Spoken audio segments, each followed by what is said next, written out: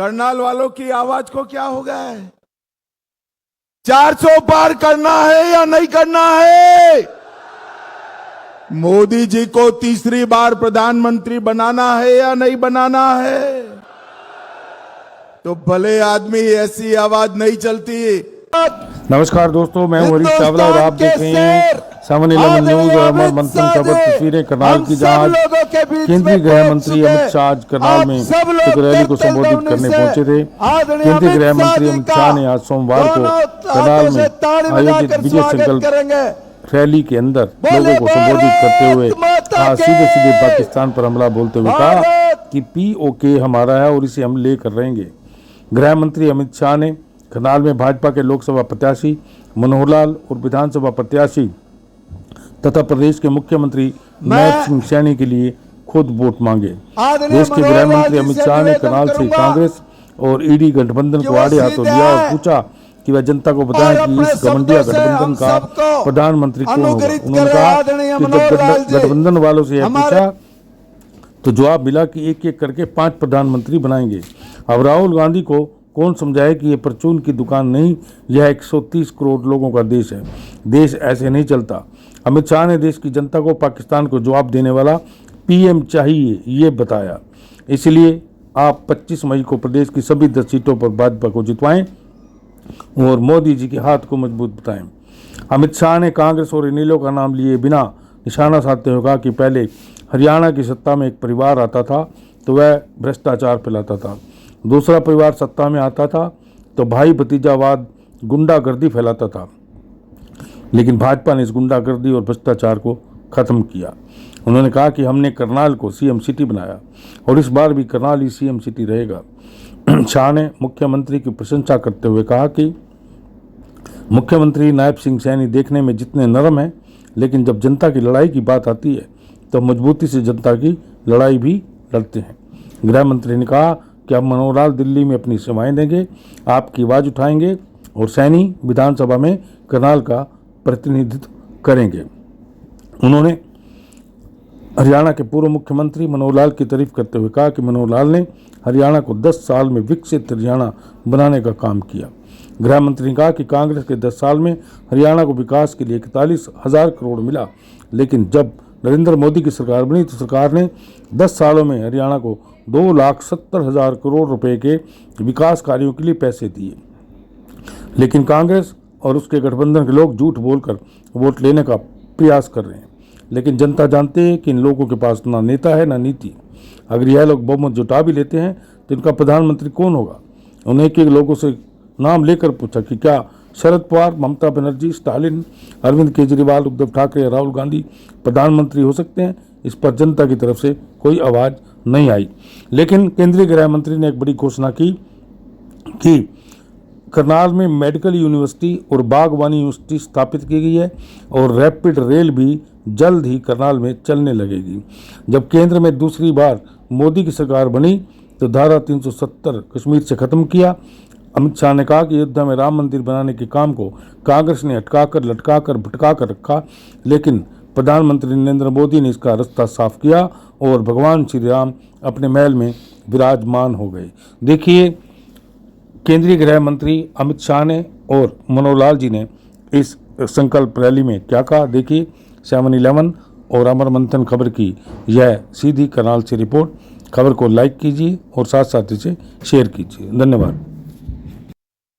मंच पर विराजमान हमारे प्रदेश के मुख्यमंत्री और प्रदेश के अध्यक्ष माननीय श्री नायब सिंह सैनी जी, उपस्थित सभी अन्य सज्जनवृंद, मेरे बुजुर्गों, नौजवान साथियों, माताओं, बहनों, पत्रकार, छायाकार मित्रों, आज तो प्रत्यक्ष देश की एकता और सुदृढ़ता को जिन्होंने मजबूत करने का काम किया, गुजरात से ही देश के पहले गृह मंत्री सरदार वल्लभ भाई पटेल, उनके सपने को पूरा करने वाले आज फिर से हमारे गृह मंत्री सरदार वल्लभ भाई पटेल की तरह हमारे भाई अमित शाह जी देश की एकता, अखंडता को सुदृढ़ बनाने के लिए जिस प्रकार से धारा 370 को नेस्तनाबूद किया, मैं उनका हरियाणा की जनता की ओर से बहुत बहुत स्वागत करता हूं, अभिनंदन करता हूं। भारत माता के। मंच पर विराजमान आदरणीय शेर हिंदुस्तान अमित शाह जी से निवेदन करता हूं कि माननीय अमित शाह जी आप आए और अपने उद्बोधन से हम सबको अनुग्रहित करें। आदरणीय अमित शाह जी।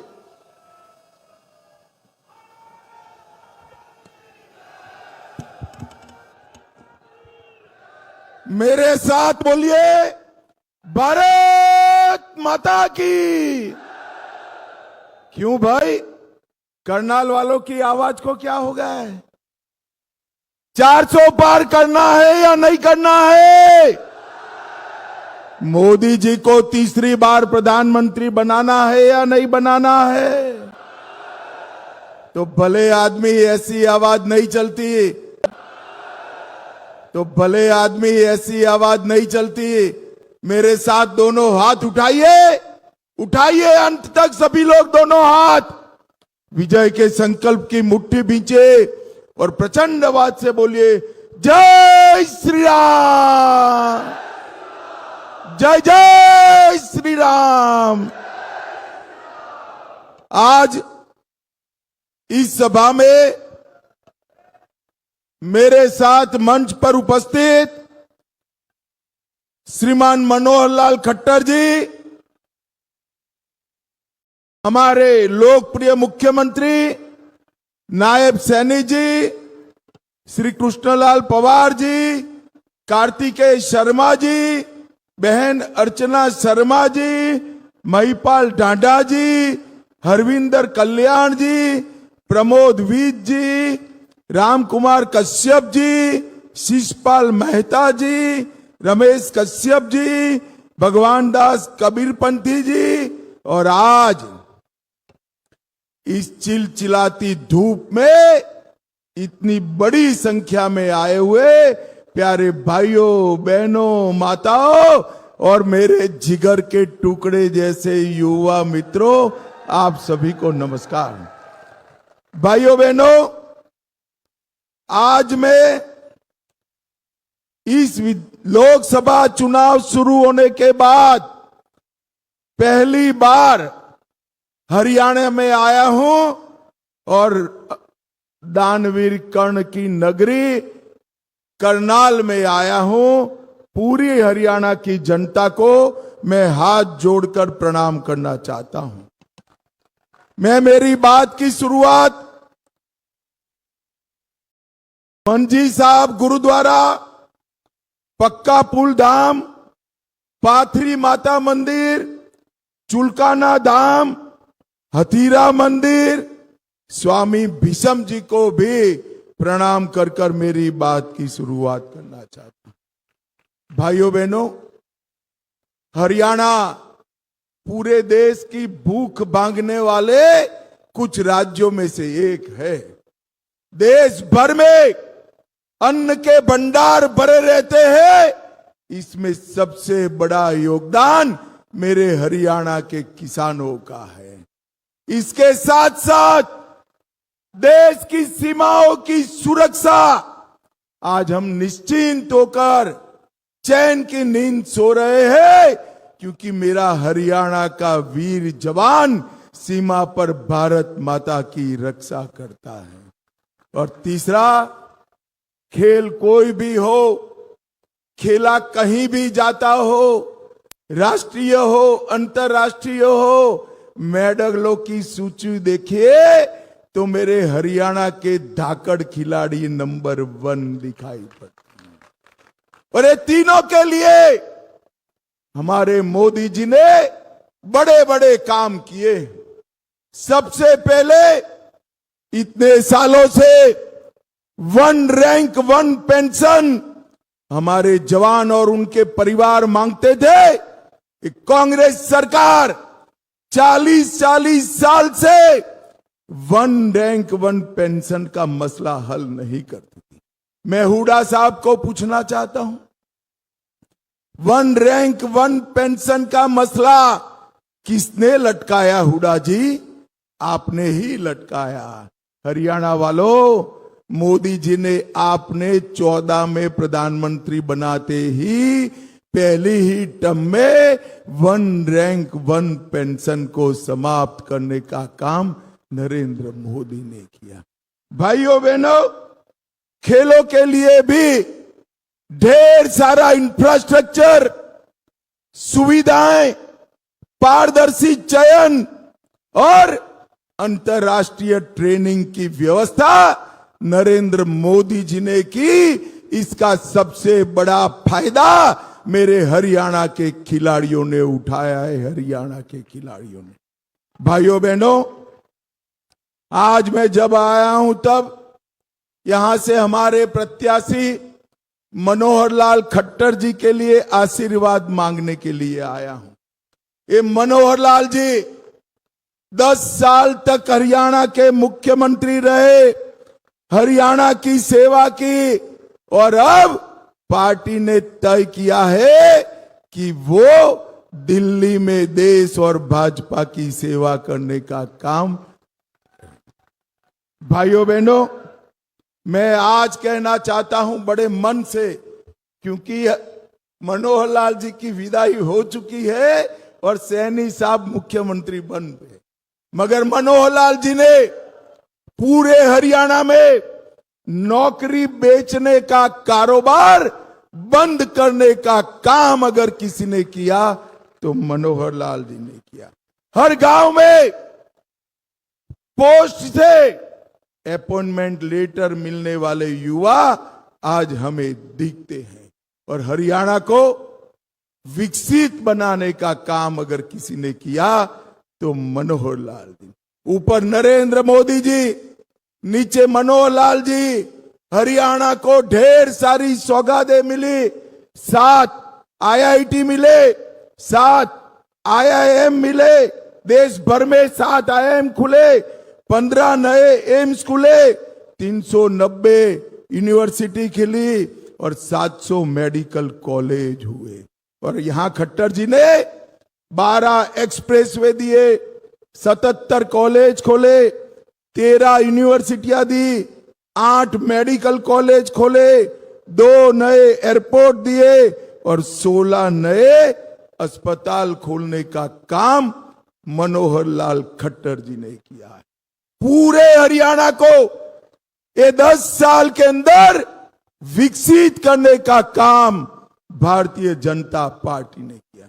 भाइयों बहनों, पहले के जमाने में हरियाणा द्वंद्व में फंसा था।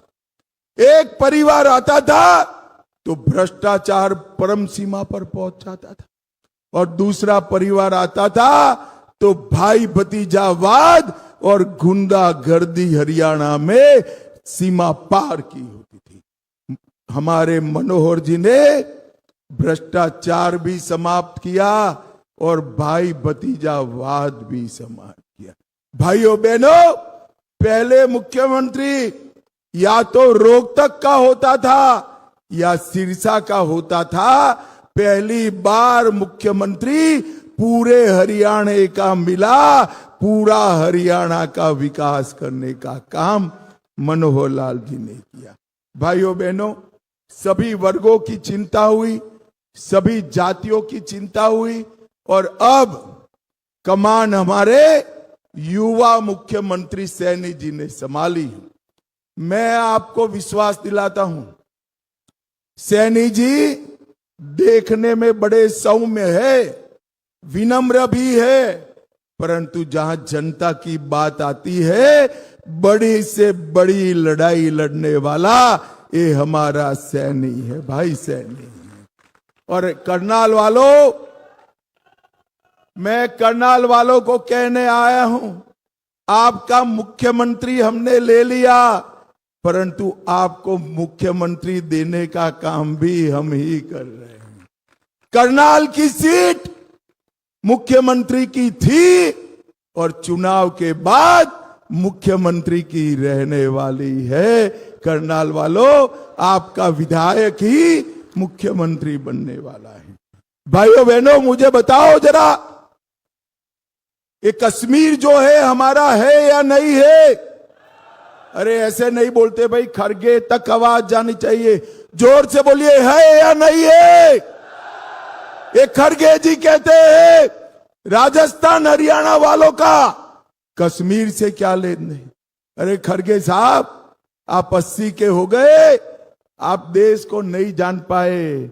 हरियाणा का बच्चा बच्चा कश्मीर के लिए अपनी जान दे सकता है, जान दे सकता। भाइयों बहनों, ये कांग्रेस के नेता कहते हैं पाकिस्तान को सम्मान दो, पाक ऑक्यूपाई कश्मीर न मांगो, उनके पास एटम बम है।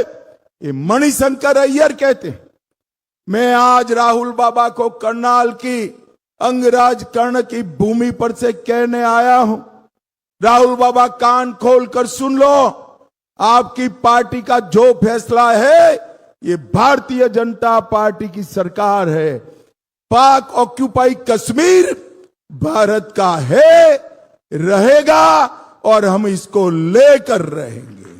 भाइयों बहनों, धारा 370 को एपीसमेंट की पॉलिटिक्स के लिए 70 साल तक संभाल कर रखा। देश में आतंकवाद बढ़ा मगर धारा 370 नहीं हटाई। आपने मोदी जी को दूसरी बार प्रधानमंत्री बनाया। मोदी जी ने 5 अगस्त 2019 को धारा 370 को समाप्त कर दिया। भाइयों, समाप्त कर दिया। और आज शान से कश्मीर में हमारा तिरंगा लहर रहा है। भाइयों बहनों, मोदी जी ने देश को समृद्ध करने का काम किया है। मोदी जी ने हमारे अर्थतंत्र को 11वें नंबर से 5वें नंबर पर लाने का काम किया है। आप तीसरी बार प्रधानमंत्री बना दो, मनोहर लाल को संसद में भेज दो, तीसरी टर्म में तीसरे नंबर पर लाने का काम नरेंद्र मोदी करेंगे। भाइयों बहनों, आप मुझे बताओ, अयोध्या में राम मंदिर बनना चाहिए था या नहीं बनना चाहिए था? अरे जोर से बोलो, बनना चाहिए था या नहीं बनना चाहिए था? भाइयों बहनों, 70 साल से हुड्डा साहब जवाब देना आप जरा इस बात का, करनाल वालों को। 70 साल से राम मंदिर को अटका कर, लटका कर, भटका कर रखा। मोदी जी को आपने दूसरी बार प्रधानमंत्री बनाया, 5 ही साल में भूमि पूजन भी किया, केस भी जीता और 24 जनवरी को प्राण प्रतिष्ठा कर कर जय श्री राम कर दिया। और भाइयों बहनों, कांग्रेस पार्टी देखिए, ट्रस्ट वालों ने उनको निमंत्रण भेजा, खड़गे जी को, सोनिया जी को, राहुल बाबा को, और कहा कि आप पधारिए, इतना बड़ा राम उत्सव 500 साल के बाद हो रहा है, आप आइए। मगर ये लोग नहीं गए क्योंकि उनकी माइनॉरिटी की वोट बैंक का डर था। भाइयों बहनों, वो भले नहीं गए, हम भाजपा वाले नहीं डरते हैं। नरेंद्र मोदी जी ने न केवल राम मंदिर, औरंगजेब ने तोड़ा हुआ काशी विश्वनाथ को भी फिर से बनाने का काम नरेंद्र मोदी जी ने किया। भाइयों बहनों, ये लोगों ने सिर्फ गरीबों की बात करी, गरीबों के लिए कुछ नहीं किया। मैं आगे इस विषय पर आता हूं, पर सबसे पहले एक कांग्रेस पार्टी के राहुल बाबा किसानों की बात करते हैं। मैं आज यहां से उनको पूछने आया हूं, एक किसान के बेटे जगदीप धनखड़ जी का आपने अपमान करने का काम किया। संवैधानिक पद पर बैठा हुआ जाट किसान का नेता जगदीप धनखड़, उसको आपने अपमानित करने का काम किया है। और भाइयों बहनों, मोदी जी की सरकार आई उसके पहले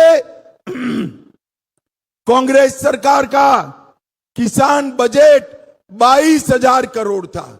ध्यान से सुनिएगा, 22,000 करोड़ कितना था भाई? और मोदी जी ने 10 साल में इसको बढ़ाकर 22,000 करोड़ से 1,25,000 करोड़ करने का काम किया। मोदी जी ने धान की खरीदी के सारे रिकॉर्ड तोड़ दिए। पहले 76 लाख किसानों का धान खरीदा जाता था, मोदी जी ने 1,22,00,000 किसानों का धान खरीदा। 475 लाख मैट्रिक टन की जगह 830 लाख मैट्रिक टन धान खरीदने का काम नरेंद्र मोदी ने किया। और हमारे मनोहर जी ने तो कोई क्रॉप छोड़ा नहीं है। 52 योजना के तहत सारे के सारे क्रॉप को मनोहर जी ने किसान को एमएसपी देने का काम मनोहर लाल खट्टर जी ने किया है। भाइयों बहनों, मैं आज यहां आया हूं तब करनाल की भी बात करना चाहता हूं। करनाल के अंदर ढेर सारे विकास के काम हुए। स्मार्ट सिटी करनाल को बनाया गया। 57 योजनाएं ली, उसमें से 52 पूरी। और शक्ति कॉलोनी में 106 करोड़ का यूटिलिटी विकास परियोजना लिया।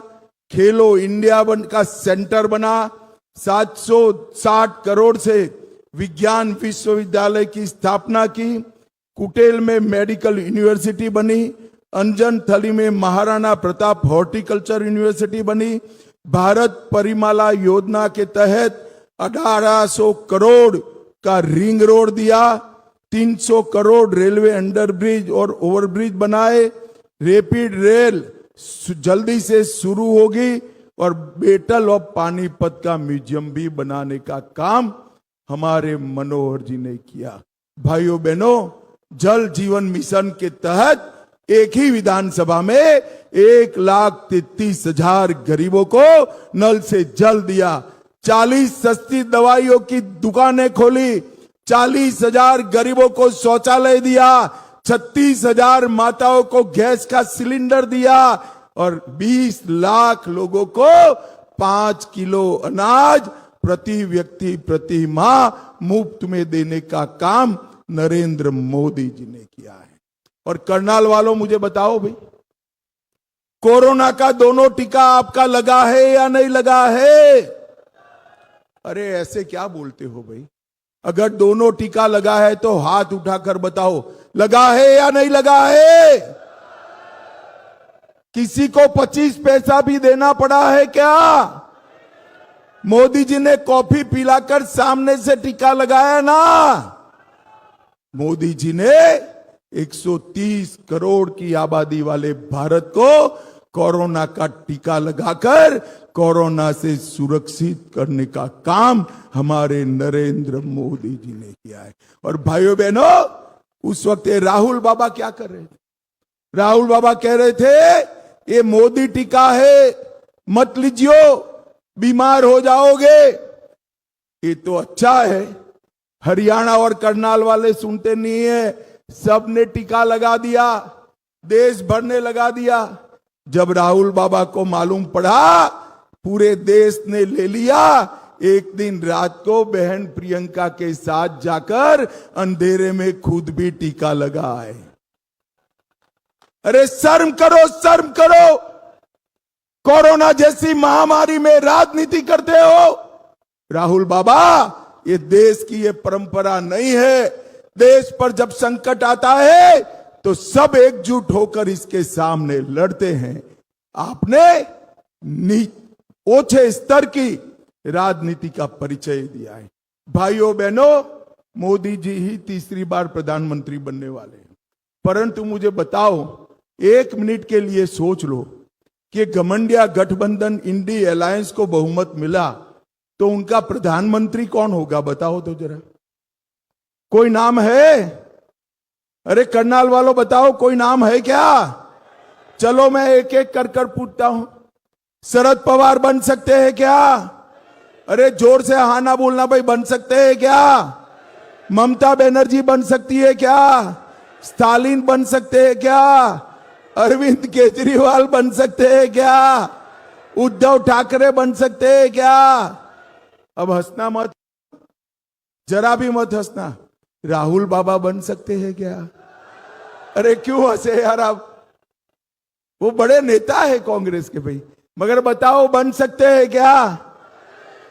ये लोग, इनके पास नेता भी नहीं है, नीति भी नहीं है। एक पत्रकार ने उनके नेता को पूछा कौन प्रधानमंत्री बनेगा आपका, तो उन्होंने कहा बारी बारी हम 5 लोग एक एक साल बन जाएंगे। अरे करनाल वालों, ये राहुल बाबा समझते नहीं है, ये परचूरन की दुकान नहीं है, 130 करोड़ का महान भारत देश है, महान भारत देश है। यहां प्रधानमंत्री ऐसा चाहिए जो पाकिस्तान को मुंह तोड़ जवाब दे। यहां प्रधानमंत्री ऐसा चाहिए जो कोरोना जैसी महामारी में देश को सुरक्षित रखे। यहां प्रधानमंत्री ऐसा चाहिए जो पाक ऑक्यूपाई कश्मीर भारत में लाने का काम करे। यहां प्रधानमंत्री ऐसा चाहिए जो ट्रिपल तलाक समाप्त कर दे। यहां प्रधानमंत्री ऐसा चाहिए जो देश से नक्सलवाद समाप्त कर दे। यहां प्रधानमंत्री ऐसा चाहिए जो यूसीसी लाने का काम करे। यहां प्रधानमंत्री ऐसा चाहिए जो भारत को दुनिया में नंबर 1 बनाए, नंबर 1 बनाए। और भाइयों बहनों, मुझे बताओ ऐसा आदमी कौन है, जरा बताओ तो, जरा जोर से बोलो, ऐसा प्रधानमंत्री कौन है?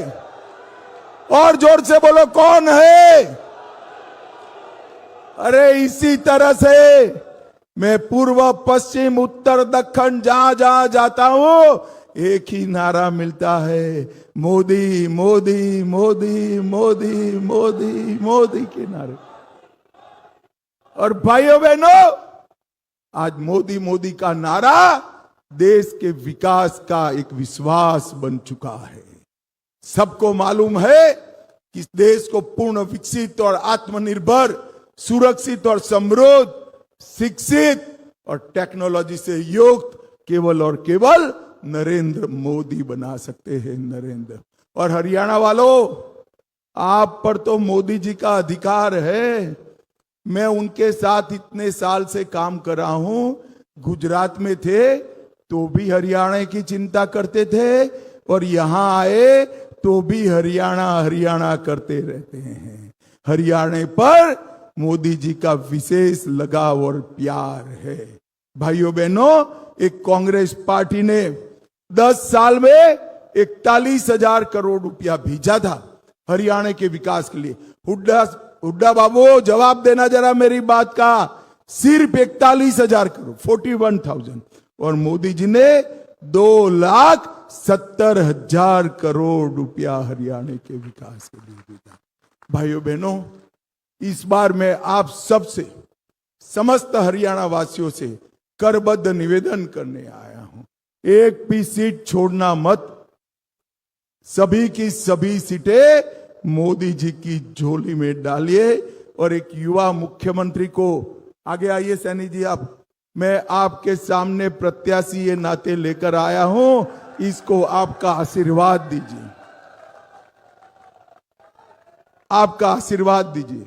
भाइयों बहनों, मुझे विश्वास है मनोहर जी ने जो गाड़ी एक गंतव्य तक पहुंचाई है, इसको स्टेशन तक पहुंचाने का काम हमारा नायब सैनी करेगा, नायब सैनी करेगा। तो मुझे बताओ करनाल वालों, मनोहर जी और सैनी जी को जिताओगे क्या? अरे जोर से बोलो, ऐसे नहीं होता है यार। जिताओगे? कमल के निशान पर बटन दबाओगे? सभी सीटों पर कमल खिलाओगे?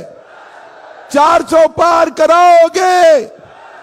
तीसरी बार मोदी जी को प्रधानमंत्री बनाओगे?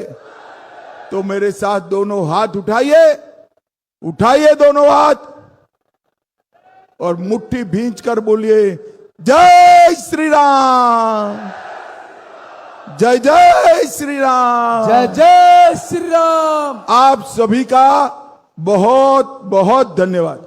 बहुत बहुत धन्यवाद माननीय अमित शाह जी, अब मैं निवेदन करूंगा आदरणीय मुख्यमंत्री जी से कि वो एक प्रतीक स्वरूप गदा भेंट करके माननीय अमित शाह जी का यहां पहुंचने पर अभिनंदन करें।